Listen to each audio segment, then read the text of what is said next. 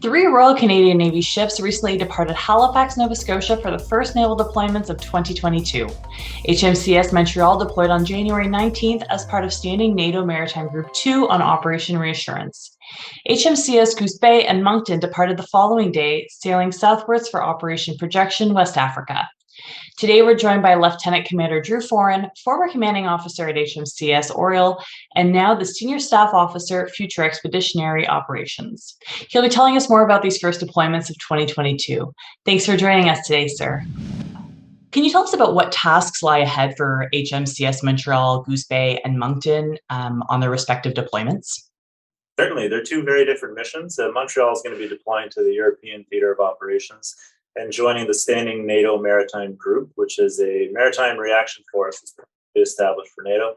Montreal is going to be working with other allied ships from the alliance, and primarily they're going to be working in assurance and deterrence measures in the European Theatre of Operations. Goose Bay and Moncton are deploying to the Gulf of Guinea in West Africa. They're going to be working the US-led capacity building exercise called Obengame Express 22, where they're going to be working with regional partners, sharing information about how to conduct maritime security. And what does deploying three ships in the same week say about Maritime Forces Atlantic's strengths in deploying Canadian assets? Certainly, well, it takes a whole formation to deploy ships.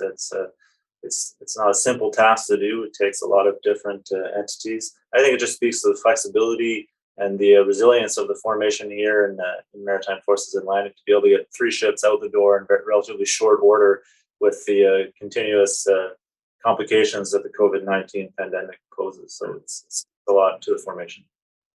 What precautions were taken against COVID-19? Well, the safety of the sailors is paramount. So there's precautions as simple as increased cleaning routines on ship.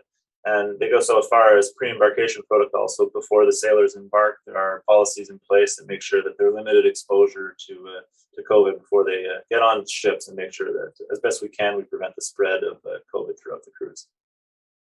And is there anything else you'd like to add?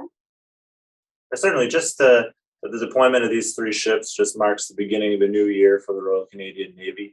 And it shows our flexibility and our ability to continue executing our missions despite the COVID-19 pandemic still posing some complications. So the Navy is still doing the business that we're here to do. Great. And I just want to thank you so much for taking the time to chat with us today. Thank you. Thank you.